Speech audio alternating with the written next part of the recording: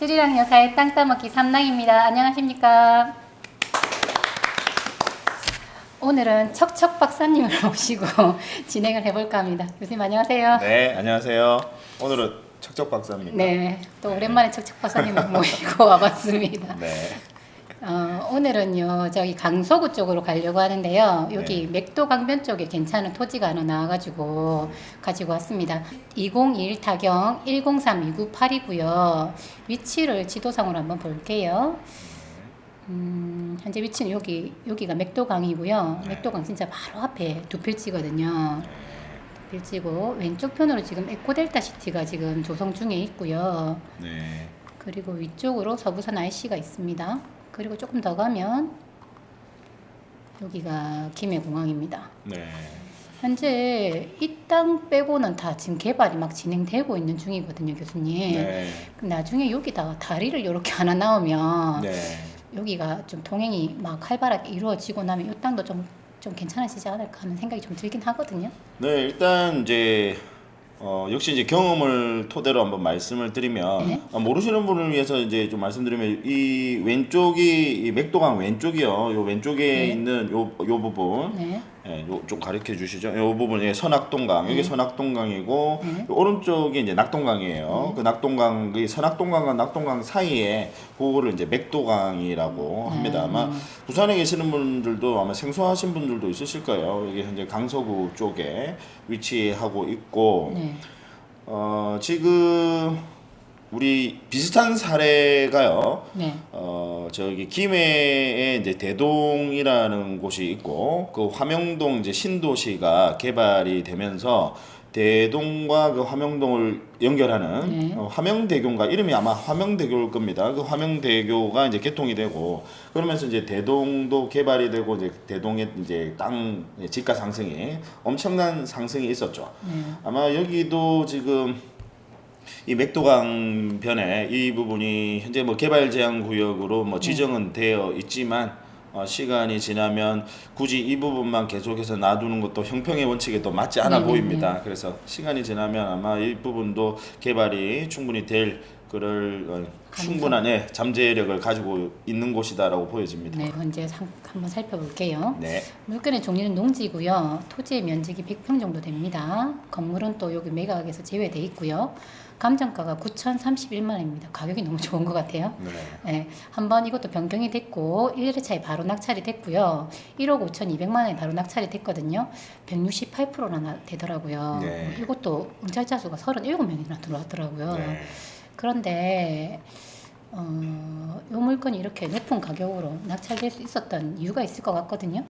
지금 이쪽에 거래 사례나 뭐 이런 것들 기타 다른 내용들 이제 공시지가나 뭐 이런 것들을 다 감안해 봤을 때 네. 현재 뭐 이 가격은 감정평가 금액 자체는 아주 낮은 금액으로 지금 감정평가가 되어 있습니다. 네네. 종종 이런 경우가 많이 있어요.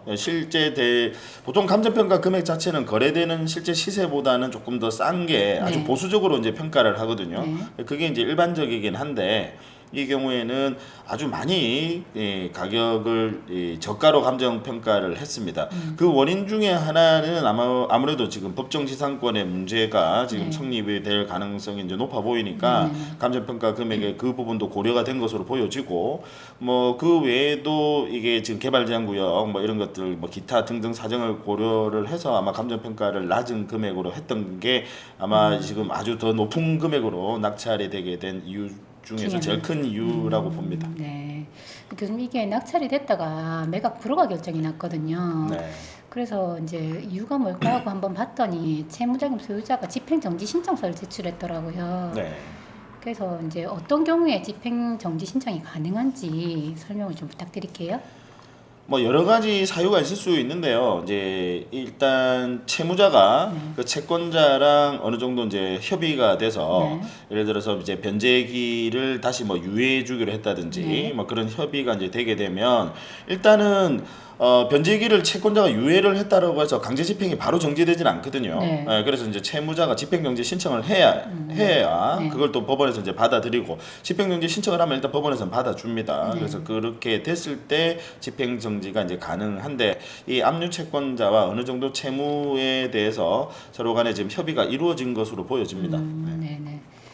그리고 교수님 이게 농지인데요. 네. 이게 농지증 관계가 발생하는 농지거든요. 네. 이게 우리 농지 같은 경우에 전답 가선을 농지라고 하지 않습니까? 네. 그 낙찰받은 경우에 매각 결정 기일 전까지 농지증을 제출해야 되는데 이 물건 같은 경우에는 이제 현재 이 사진을 좀 보시면 그 건물이 주택이 있는 상태고 농지로 사용하고 있지 않은 상태거든요. 네. 그래서 이제 농지증을 발급할 때 원상복구 문제가 발생하더라고요. 네. 그래서 첫 번째는 주택을 제외한 나머지 부분을 3개월 안에 원상복구해야지 농지증 발급 가능하다고 얘기를 했었고, 근데 주택 부분은 건물 소유자를 상대로 소송을 하거나 협의를 해가지고 원상복구를 해야 된다고 말을 하더라고요. 네. 근데 만약에 원상복구를 안 하게 되면 어찌 됩니까? 일단 지목이 농지로 돼 있으니까 그리고 지금 이 건축물에 대해서 지금 허가를 받은 것도 아니고 네. 건축물이 아예 지금 건축물 대장도 없는 상태 네. 아닙니까, 그죠?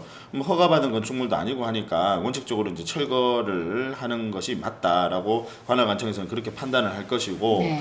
그러면 이제 농지를 이제 원상으로 이제 복구를 해야 된다.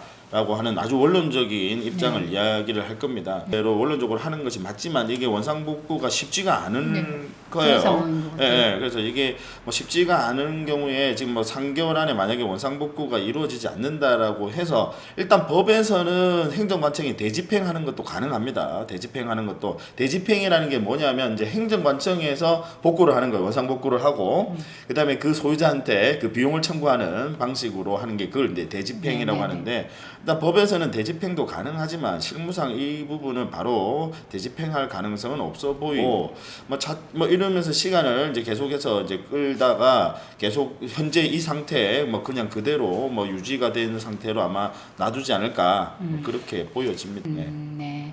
그러면 이제 이 물건이 건물이 매각에 제외돼 있어서 법정 지상권에 문제가 발생하는데요. 이것도 마찬가지로 한번 따져보겠습니다. 저당권 설정 당시 지상 건물이 존재하고 동일인 소유일 것이라고 되어 있는데요. 여기 지금 저당권이 2009년 6월 17일 날 설정이 됐거든요. 네.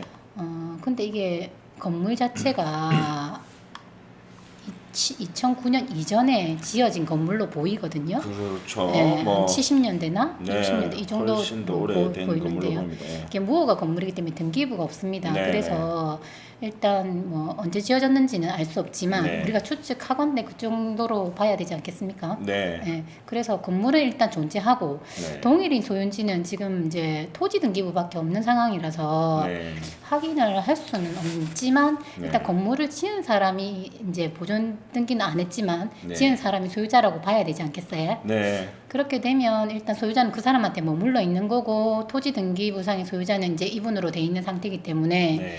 법정지상권은 일단 첫 번째 조건부터 성립하지 않는다고 봐야 되지 않겠습니까? 가능성은 있어 보입니다. 일단 첫 번째 조건이 충족되는 것 자체가 지금 쉬워 보이지는 않습니다. 그래서 법정지상권은 그 부분에서는 좀 성립되기가 좀 어려울 것이다라고 예상이 되네요. 네, 근데 교수님 그 간습법상 법정지상권은 네.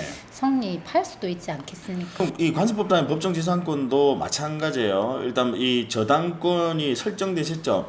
네. 왜냐하면 이 법정지상권이라는 게 건물을 철거하지 않을 수 있는 권리거든요. 네. 그럼 이 건물을 철거하지 않게 되면 토지에 대해서 다른 이제 이해관계를 가지고 있으신 분, 네. 예를 들어서 그 대표적 예가 저당권자죠. 그러니까 네. 저당권자 입장에서 봤을 때 만약에 법정지상권이 인정이 된다면 저당권자는 싫겠죠. 네. 왜 토지에 대한 저당권자는요. 네네. 예, 그래서 이 이해관계는 이렇게 있을 때를 기준으로 합니다. 관습법상의 법정지상권도 마찬가지로. 그래서 이 근저당권의 시점에 이제 소유자가 누구냐, 동일 소유자냐 이걸 관습법상의 법정지상권에서도 그 여부를 중요하게 판단의 기준으로 삼거든요. 네. 예, 그래서 그렇게 되면 성립이 안 한다고 봐요. 결국 이 법정지상권의 성립의 가능성은 그러고 만약에 그러면 이 저당권자를 기준으로 하지 않는다 하더라도 네. 그죠?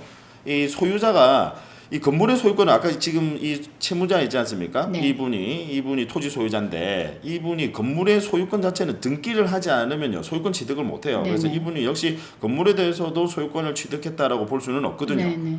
예, 건물의 소유자라고 볼 수는 없습니다. 그렇죠. 네. 그래서 이 경우에도 역시 동일인이 소유자로 보기 좀 힘든 면이 있어요. 그래서 최초부터 따지는 건 아니라고 말씀하시는 건가요? 그렇죠. 예, 뭐 왜냐하면 이 최초부터 따진다는 것 자체가 사실상 어렵긴 어렵습니다. 합니다. 사실상 어렵습니다. 그래서 물론 이런 부분은 최종적인 판단은 나중에 이제 분쟁이 생기면 법원에서 판단을 할 사안이겠지만 네. 제 개인적인 견해로 봤을 때는 법정지상권의 성립은 조금 여부가 조금 오히려 분명하죠. 부정적으로 보는 게 맞지 않을까 싶습니다. 그러면은 뭐 오히려 또 매수자 입장에서는 나쁠 게 없는 상황이네요.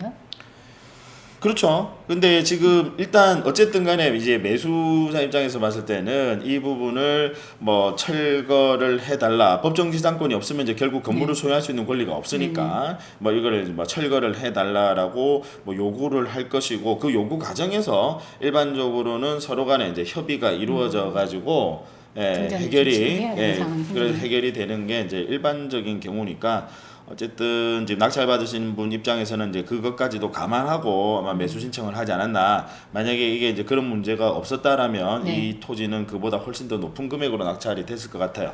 아까 바로 옆에 정말로 여기 같은 경우는 우리가 지금 이제 계속해서 지금 보고 있는 물건들이 주로 지금 강가나 네. 바닷가 쪽에 있는 물건들을 지금 많이 보고 있지 않습니까? 얘는 지금까지 본 물건들 중에서 얘는 진짜 잘못 엎어지면 강에 빠질 것 같아요. 그 맞아요. 정도로 붙어 있습니다. 네, 이 네, 강에. 그래서 아마 더 높은 금액에 낙찰이 됐을 건데 지금 그런 문제 때문에 감안해서 그렇게 된 게 아닌가 싶어요. 그게 뭐 정황상으로는 맞아 보입니다. 네, 이 물건도 좀 챙겨봐야 될 게 많은 물건이었습니다. 오늘 준비한 내용은 여기까지입니다. 구독, 좋아요, 알람 설정까지 부탁드립니다. 감사합니다.